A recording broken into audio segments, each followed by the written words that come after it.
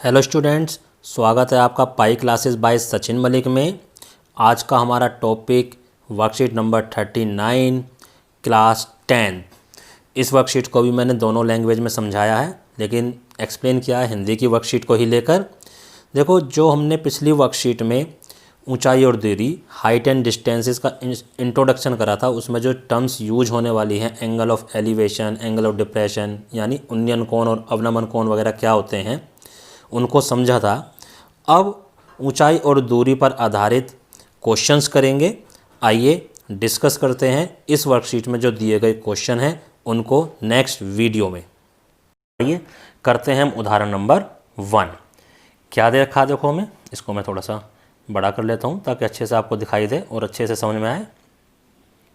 ये है हमारे पास उदाहरण नंबर 1। कह रहा है कि एक भवन है हमारे पास और भवन के शिखर से, भवन कौन सा है, ये भवन है, ये ए बी, ये जो है हमारे पास ये भवन है, इसके शिखर से, शिखर यानी ये वाला पॉइंट ए पॉइंट, पेड़ के आधार का, पेड़ के आधार का मतलब पेड़ का जो फुट होता है, फुट कहाँ पर है, इधर ये सी पॉइंट पर। तो यहाँ से अवनमन कोण, अवनमन कोण क्या होता है, जो ऊपर से नीचे हम वस्तु देखते हैं तब अवनमन कोण बनता है। तो यहाँ शिखर से ये फुट का ये लाइन ऑफ साइट आ गई और ये हमारी हॉरिजॉन्टल लाइन जिसको हम क्षैतिज रेखा कहते हैं। तो अवनमन कोण कौन सा, ये वाला, दिस इज 30 डिग्री। ठीक है, तो ये हमारी भवन की ऊंचाई थी। अब कह रहा है हमें निकालना क्या है, हमें भवन के आधार से यानी ये बी पॉइंट से सी पॉइंट तक का डिस्टेंस हमें फाइंड आउट करना है, यानी ये वाली चीज़ हमें निकालनी है।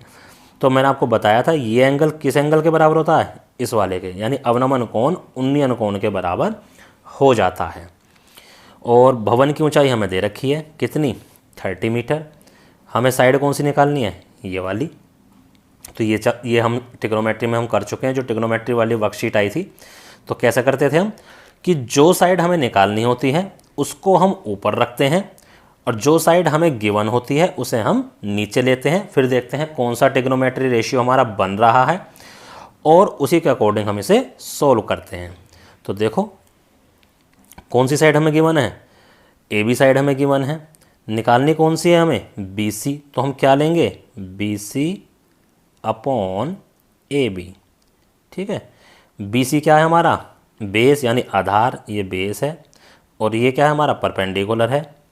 तो बेस अपॉन परपेंडिकुलर क्या होता है, ये सीखा हुआ हमने सबने, थोड़ा सा रिकॉल कर लो।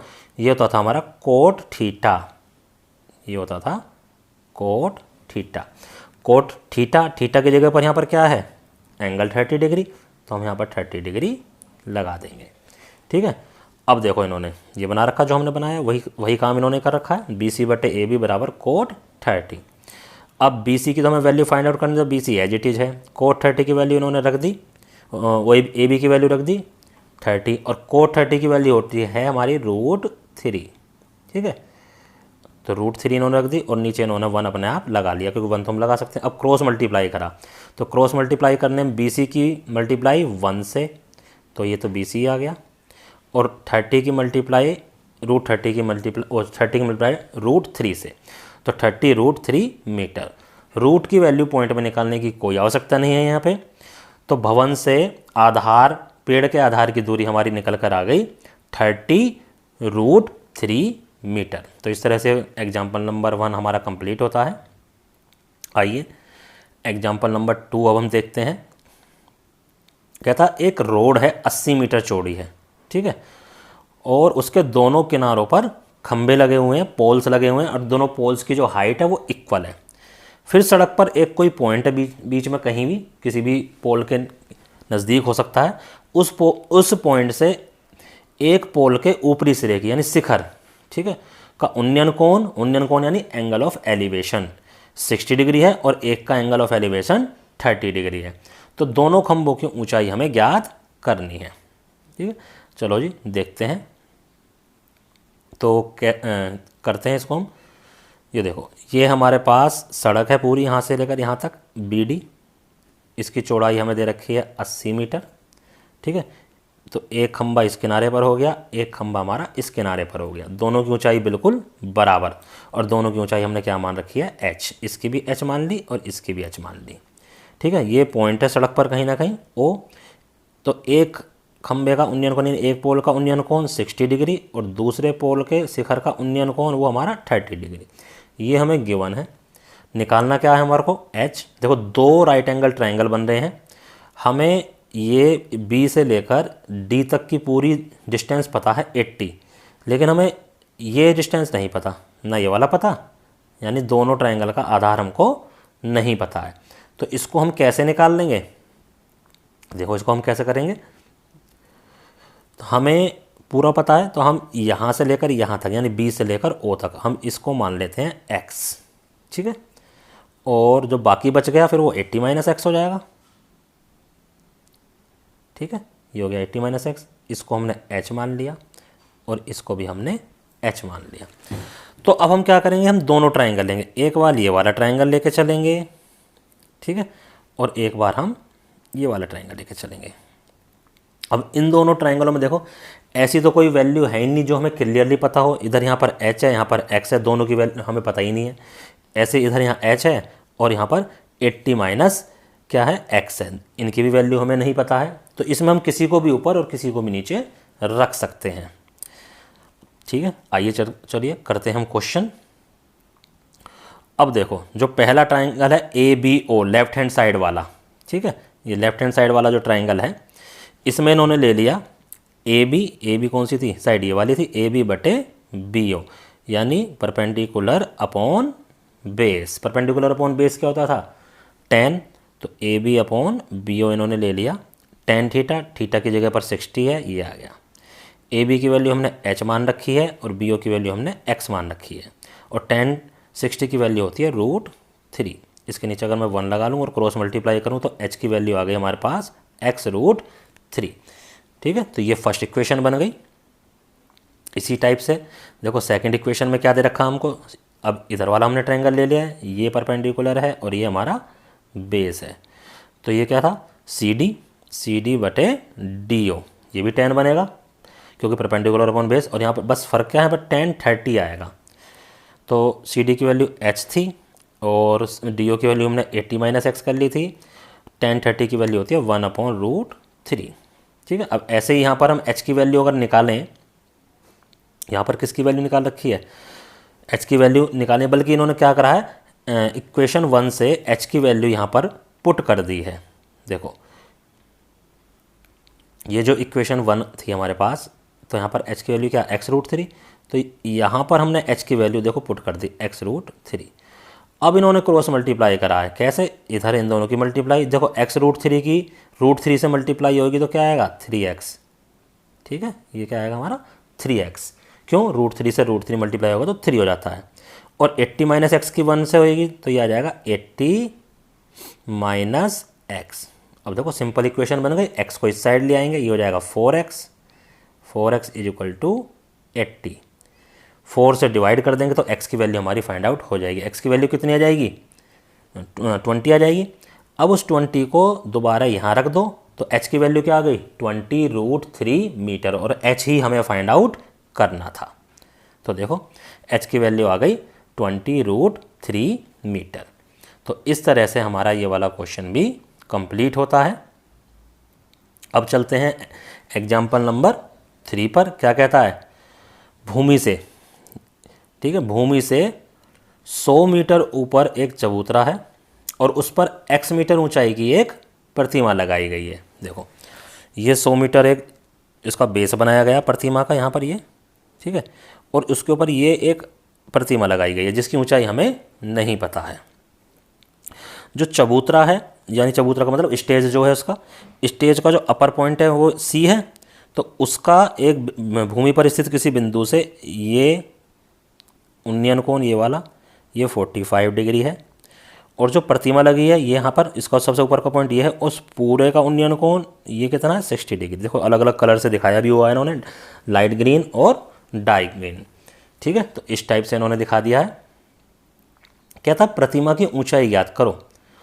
ओके भाई, ये अब देखो BC जो स्टेज है वो हमें 100 दे रखा है, ऊपर वाला हमने x मान लिया। तो सबसे पहले हम क्या लेके चलेंगे, हम सबसे पहले लेके चलेंगे ट्रायंगल AB और C, सिर्फ इतना लेके चलेंगे। इसमें हमें ये वाली साइड पता है कितनी है 100, इस 100 की हेल्प से हम कौन सी निकाल सकते हैं, ए बी निकाल सकते हैं। ये तो हम ट्राइंगल ए बी सी लेकर चलेंगे, तो इसमें हम करेंगे ए बी बटे क्या, बी सी, और ए बी क्या है हमारा, बेस, और ये क्या है हमारा, परपेंडिकुलर। ये बन जाएगा कोट कितना, 45। ए बी रहने देंगे, ठीक है, और ए बी बटे ये क्या हो जाएगा 100, और कोट 45 की वैल्यू होती है 1। तो ए बी की वैल्यू कितनी आ गई, 100 आ गई इसकी वैल्यू भी, ठीक है। देखो यहाँ से हमारा क्या हुआ, ए बी की वैल्यू हमारी 100 आ गई। अब देखो, अब हम क्या देखते हैं, बड़े वाला ट्रायंगल। बड़े वाला ट्रायंगल कौन सा है हमारे पास, ये है ए बी डी। अब इसकी हेल्प से अब हमें ये क्योंकि पता चल गया है 100 है, तो बड़े वाले ट्रायंगल में देखो, अब छोटे वाले ट्रायंगल से हमें कोई मतलब नहीं है, ये पूरा बड़ा वाला ट्रायंगल हमें इसका बेस पता है, और ये परपेंडिकुलर पूरा का पूरा, यानी ये फाइंड आउट करना हमें क्या, डी बी, ठीक है। बेस पता है और डी बी हमें फाइंड आउट करना है। तो क्या रिलेशन बनाएंगे हम, देखो डी बी बटे, कौन सा ट्रायंगल की बात कर रहा हूँ मैं, ए बी डी की, बटे ए बी अब की बार हमने नीचे ले लिया क्योंकि अब हमें ए बी की वैल्यू फाइंड आउट हो गई है। तो परपेंडिकुलर अपॉन बेस आ गया, तो ये हो जाएगा tan कितना, 60 डिग्री, क्योंकि बड़े वाले ट्रायंगल का जो उन्नयन कोण एंगल ऑफ एलिवेशन है वो 60 डिग्री हमारे पास है। अब डी बी, देखो डी बी की वैल्यू देखो जरा यहाँ से, 100 इतना और x इतना, तो डी बी का पूरा वैल्यू कितनी होगी, 100 प्लस x हो गई। यहाँ पर देखो ध्यान से, ये 100 प्लस x रख दिया, और नीचे ए बी की वैल्यू हमारे पास 100 रख दी, और यहाँ tan 60 है, tan 60 की वैल्यू हमारे पास √3 आ गई। √3 के नीचे 1 कर लो, ठीक है, और क्रॉस मल्टीप्लाई फिर हम इसको कर देंगे। देखो जब हम इसको क्रॉस मल्टीप्लाई करेंगे तो इसके नीचे क्या है 1, तो 100 प्लस एक्स की 1 से, तो 100 प्लस एक्स आ गया लेफ्ट हैंड साइड में, और 100 की √3 से इधर 100√3 आ गया। ओके, अब ये 100 इस साइड आ जाएगा, ये वाला 100 इस साइड आ जाएगा, तो इधर क्या बचेगा x 100√3 माइनस 100 इसमें से कॉमन आ गया, ठीक है, तो अंदर बच गया √3 माइनस 1, बस इतना ही छोड़ दो, इतने मीटर, और दिस इज योर आंसर। ये निकल कर आ देखो यहाँ पर। तो इस तरह से हमारे तीनों एग्जाम्पल कंप्लीट होते हैं। अब ट्राई योर सेल्फ, या स्वयं प्रयास कीजिए, ये वाले क्वेश्चन हमें दे रखे हैं। देखो कितने क्वेश्चन दे रखे हैं हमें, 3। अब ये कह रहा दी गई आकृति जो फिगर दे रखा है इसमें ये वैल्यू तुम्हें फाइंड आउट करनी है, यानी इसकी हाइट, एंगल ऑफ एलिवेशन पता है, नीचे वाली साइड पता है, बस तो ये निकालना है। तो कैसे कर देंगे, ए बी बटे बी सी, परपेंडिकुलर बटे बेस, तो ए बी बटे बी सी क्या करेंगे यहाँ पे, ए बी बटे बी सी ट्राइंगल में इक्वल टू tan 60, बस ये सीधा सीधा लगना है। ए बी की वैल्यू फाइंड आउट करनी है, बी सी की वैल्यू तुम्हारे पास है, बी सी की वैल्यू पुट कर दो, और tan 60 की वैल्यू कर दो, जो भी आएगा डेट इज योर आंसर। ठीक है, अभी मैं सेकंड क्वेश्चन से पहले थर्ड क्वेश्चन बता देता हूँ तुम्हें। देखो थर्ड क्वेश्चन का था 75 मीटर कोई ऊंचा टावर है, तो मैं यहाँ पे तुम्हें इसका फिगर बना के दिखा देता हूँ। ये हमारा टावर हो गया, 75 मीटर है ये, इसको मैंने ए और बी मान लिया। ठीक है, तो टावर से नीचे खड़ी कार मान लो कहाँ पर खड़ी है, यहाँ कार खड़ी है, तो टावर से जब नीचे की तरफ देखेंगे तो अवनमन कोण बनेगा, तो अवनमन कोण ये कितना दे रखा है 30 डिग्री। ठीक है, ये पहले एग्जाम्पल के जैसा है। तो कहता टावर के आधार से कार तक की दूरी, वहाँ भी तो हमने पहले एग्जाम्पल में क्या करा था, यहाँ से लेकर पेड़ तक की दूरी याद करी, तो हमें ये चीज़ फाइंड आउट करनी है। ये एंगल कितना है, ये भी 30 डिग्री हो जाएगा। ये ऊपर वाला जो एंगल है, एंगल ऑफ डिप्रेशन और एंगल ऑफ एलिवेशन, यानी उन्नयन कोण और अवनमन कोण बराबर होते हैं। तो तुम्हें यहाँ पर बी सी फाइंड आउट करना है, जैसे हमने एग्जाम्पल 1 में करा है, सेम टू सेम उसी के जैसा क्वेश्चन ये हमारा है। अब देखो क्वेश्चन नंबर 2, कहता कोई बच्चा है ज़मीन पर खड़ा है और पेड़ पर कोई पक्षी बैठा है, बर्ड बैठा है, तो वो ज़मीन पर खड़ा होकर उस पक्षी को देख रहा है, और उसको आँख से जो उस पक्षी तक का एलिवेशन एंगल बन रहा है, एंगल ऑफ एलिवेशन या उन्नयन कोण जो बन रहा है वो 45 डिग्री बन रहा है। बालक की ऊंचाई यानी उसकी हाइट दे रखी है 1.5 मीटर, और बच्चे के और पेड़ के बीच में जो डिस्टेंस है वो गिवन है, बच्चे के और पेड़ के बीच में जो डिस्टेंस है वो 30 मीटर है। तो पेड़ की ऊंचाई हमको ज्ञात करनी है। तो आइए इस क्वेश्चन को मैं थोड़ा सा नीचे यहाँ बना के दिखा देता हूँ। देखो, मान लो ये हमारा बच्चा है, इसकी हाइट कितनी है 1.5 मीटर। इधर ये हमने पेड़ ले लिया, ठीक है, और ये बच्चे और पेड़ के बीच की दूरी जो दे रखी है ये 30 है। यहाँ पर उसकी आइज होंगी और पक्षी यहाँ बैठा हुआ है, तो आइज से पक्षी के बीच जो लाइन ऑफ साइट है वो हमारी ये बन गई। इसका मैंने ए बी दे दिया इसको नाम, और पेड़ को दे दिया मैंने सी डी। तो अब एंगल ऑफ एलिवेशन, तो एंगल बनाने के लिए एक पैरेलल लाइन भी बनानी पड़ेगी। ये बना दी हमने ज़मीन के पैरेलल लाइन। ये वाला जो एंगल है ये हमें गिवन है, कितना गिवन था ये 45, ठीक है। अब देखो नीचे डिस्टेंस 30, अगर ये 30 है तो ये वाला भी 30 होएगा, समझे। अब ए बी अगर हमारे पास 1.5 है तो ये वाली वैल्यू भी 1.5 हो जाएगी। इसको ई मान लेता हूँ। यानी पेड़ की जो ऊंचाई है, पेड़ की ऊंचाई क्या है एक्चुअल में, वो है डी ई प्लस ई सी, ठीक है। डी ई अभी हमें पता नहीं है और ई सी हमें पता है 1.5।